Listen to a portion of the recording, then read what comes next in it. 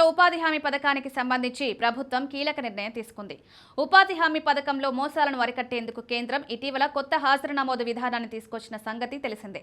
ఏపీలో వచ్చే నెల 10 నుంచి ఉపాధి హామీ పనులకు సంబంధించి కూలీలకు ముఖ ఆధారిత హాజరు విధానం అమల్లోకి రానుంది. ఈ సరికొత్త విధానంతో ఒకే వ్యక్తి వేర్వేరు పేర్లతో హాజరు వేయించుకోవడం కుదరదు.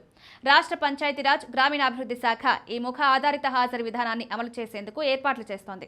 ఈ సరికొత్త విధానానికి సంబంధించి జిల్లాలో క్షేత్రస్థాయి సంబంధికి మాస్టర్ ట్రైనీల ద్వారా శిక్షణ ఇస్తున్నారు.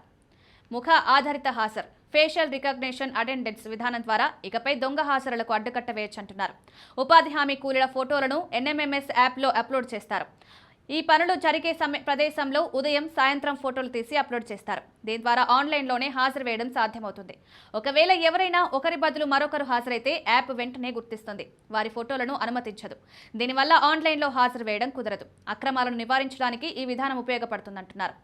గతంలో సాధారణ హాజరు విధానంతో ఎన్నో అవకతవకలు జరిగాయనే విమర్శలు వచ్చాయి. ఒకే వ్యక్తి చాలా చోట్ల వేర్వేరు పేర్లతో హాజరయ్యేవారని ఆరోపణలున్నాయి.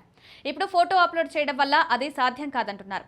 ఉదాహరణకు ఒక వ్యక్తి ఒకే పంచాయతీలో 4 చోట్ల ఉపాధి హామీ పనులకు హాజరయ్యేవారు. ఒక చేటు తన పేరుతో మిగిలిన 3 చోట్ల వేర్వేరు జాబ్ కార్డులతో హాజరు వేయించుకునేవారు.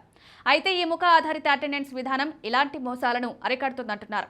గత ప్రభుత్వ హయాంలో దొంగ మాస్టర్లు ఎక్కువగా జరిగాయనే ఆరోపణలున్నాయి. గ్రామస్థాయి నేతలు, సిబ్బంది కలిసి అక్రమాలకు పాల్పడ్డారనే విమర్శలున్నాయి. చనిపోయిన వారి పేర్లతో కూడా డబ్బులు తీసుకున్న సందర్భాలున్నాయంటున్నారు. ఇకపై అలాంటివి కుదరవంటోంది ప్రభుత్వం.